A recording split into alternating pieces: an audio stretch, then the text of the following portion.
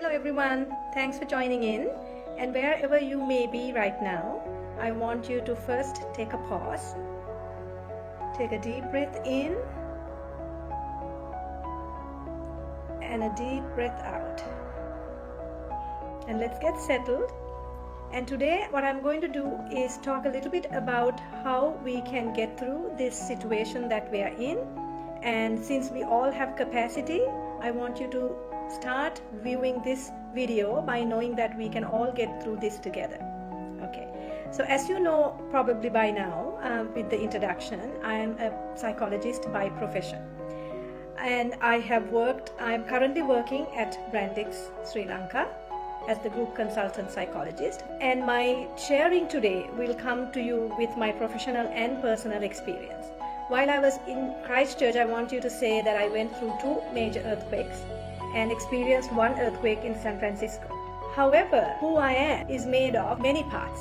I am a wife, I am a mother, I am a sister, a daughter, and a friend, like all of you who are listening. So what happens is, in these situations, though I know because of my learning and experience from work that we have to go through and manage crisis, and we all can develop coping skills, when I put my hat on as a mother, a wife, and a sister and all that, I tend to also get anxious, worry, and just like all of you, go through the motions of unsettlement. So I want you to know that that's normal, especially during unprecedented times and crises like this.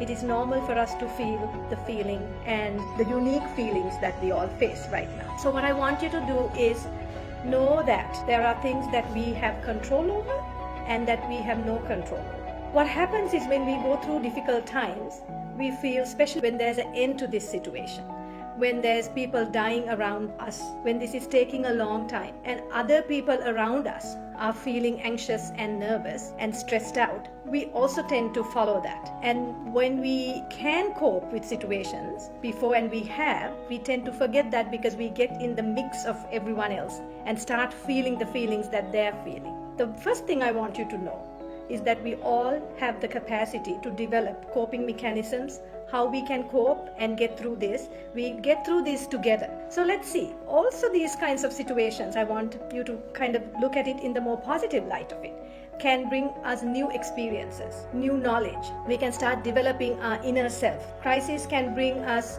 situations that are creating more opportunity for us. We can start connecting with other people in a very positive manner. So all these things are some of the benefits of situations that can be stressful for us, and we can learn many things from that. Okay, now we go through many emotions, and I want you to know that these are real. And emotions like sadness, emptiness, feeling hopeless, and sometimes agitation, fear, anger, those are some of the negative emotions we feel during these times of crisis. And because of all these situations, especially because when we get agitated and angry, we feel that we don't want to do anything to follow direction. We may not talk to other people calmly. We may use language that we don't use before. But I want people to know that when someone does that, they are doing that because of their anxiety. It is not about you. It's not personal. So I want you to try and remember that. So let's take this impact of this event. Sometimes we can call it a flashpoint, and that creates distress, fear, and that's our response, body response, our emotional response. That then creates a behavior change, kind of like what we talked about. We act stressed out, we don't know what to do, we don't talk to people, we don't connect. And in the longer term, if we don't manage these anxiety, right, that we are feeling and the worries, we can develop longer term anxiety, depression, and other mental illnesses that can last a longer time. However, I always want you to remember that feeling what we are feeling right now, and as long as we develop coping skills, these are very normal. You feel it, I feel it, and everyone will cope in the ways that they know, and they build their own kind of coping package. How do we know that we get stressed? So some side effects are, we feel numb, we are in shock, terror, and disbelief, right? We don't know why this is happening. And we also feel physical symptoms. Our heart beats faster, we feel like we want to go to go have diarrhea, we have increased heartbeat, we feel really helpless, we feel hopeless, and lots of negativity comes to our minds. Negative thoughts thoughts, negative feelings. So these negative thoughts, unless we contain them, can increase our anxiety and stress, and sometimes that can disable our coping mechanisms that normally would function very well. So I just want you to remember that. So let's kind of look at a little bit on the worry side. What kind of worries do we have? We can kind of break our worries down to three types. So we have realistic worry, excessive worry, and we have hypothetical worry. Worrying is normal, and sometimes stress can be a good thing to get through. We are in this fight-flight mode where we get through some of these difficult situations.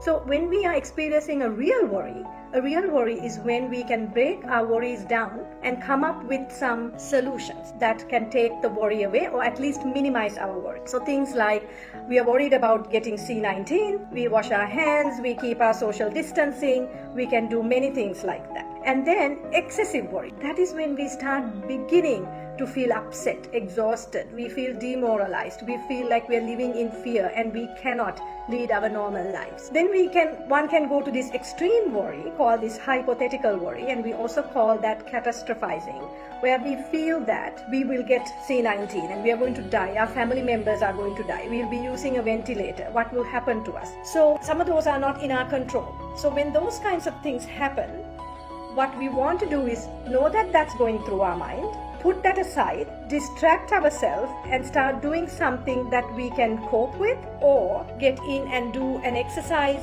something creative, read a book, or anything that gets your mind away from that catastrophize. Another thing we can do is develop our inner strength. We all have this inner capacity to problem solve, to identify, label our emotions.